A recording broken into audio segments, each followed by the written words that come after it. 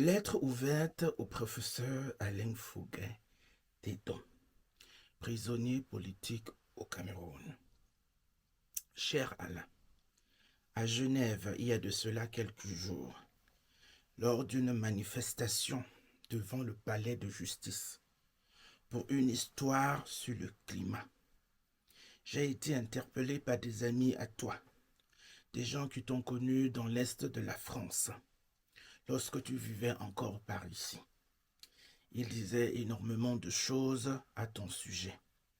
À un moment donné, quelqu'un a dit: qu'avez-vous fait d'Alain Fouguet? J'ai voulu répondre à cette personne en disant que tu as été arrêté en 2020 dans le cadre de manifestations pacifiques du Mouvement pour la Renaissance du Cameroun, MRC, parti politique dont tu es le trésorier national, et qu'en 2021, le tribunal militaire de Yaoundé t'a condamné à 7 ans de prison ferme, alors que tu es un civil. Ce qui n'est déjà pas normal. De surcroît, sur des accusations farfelues, du style tentative de révolution. Les gens me regardaient, curieux d'entendre les mots que je mettrais sur ton cas. Mais finalement, j'ai renoncé, j'ai eu honte. Mais vraiment quoi? Comment expliquer à ces personnes avec qui je suis en train de manifester dans le froid que pour cette même forme d'expression, tu es illégalement détenu dans les geôles de Paul Biya? Cher Alain, il faut te connaître pour savoir ta générosité. Tu es ce genre de personne qui a le souci du respect de la dignité des autres. L'un des rares qui n'appelle pas les caméras de télévision lorsqu'il décide d'offrir un sac de riz à des personnes démunies. Oui, Alain, Fouguet, Téton, tu es un humaniste au complet.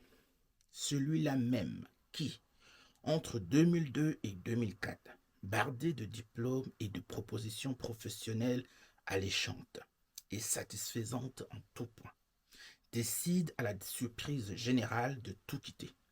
Sa très belle vie en France et ses amis qu'il adore pour retourner au Cameroun apporter sa pierre à l'édifice, c'est-à-dire choisir une aventure moins opulente et plus risquée.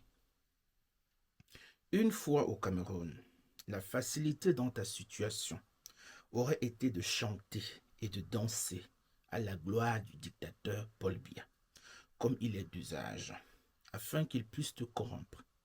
Ainsi, tu aurais pu avoir ta place au soleil, continuer ta petite existence tranquille, et sûrement en quadruplant tes propres revenus. Mais non, tu as décidé de penser en premier lieu à l'intérêt général, de battre pour ce qu'on appelle là-bas le sort de la veuve et de l'orphelin. Rien que pour ça, je mets ma main droite sur le cœur et je te dis merci. Oui, merci. Alain, nous pensons à toi, aux autres prisonniers politiques aussi. Nous sommes fiers de vous. Mes amitiés à ta famille, la plus proche, celle qui ressent directement en elle, comme personne d'autre, le poids de ton engagement politique. En te maintenant en prison, comme il le fait, de manière arbitraire, illégale, Paul Biya ne s'est pas posé la question de tes actions sur les autres, les pauvres, sur cette maman qui ne pourra plus venir te voir en larmes parce qu'elle n'a plus le sou pour payer l'école de son enfant et qu'elle sait très bien que l'école est aussi un moyen d'occuper son bambin, de l'éloigner de la rue, de l'extirper de ce que le dehors fait aux jeunes gamins isolés. Il rit avec toute sa force, comme un sauvage. Ça sonne vraiment faux. Ça se voit qu'il est plus mortifié qu'autre chose. C'est vraiment laid. Personne pour lui dire qu'il est fou. Et ceci pour de vrai. Il ne fait même plus semblant. Il est dégueulasse et c'est définitif. Ceci, c'est la lettre ouverte que j'ai adressée au professeur Alain Fouguet-Tédon, le meilleur d'entre nous.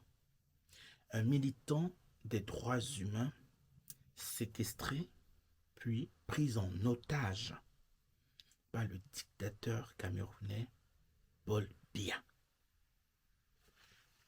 Courage, Alain Fouguet-Tédon. Ça, Fouguet-Tédon.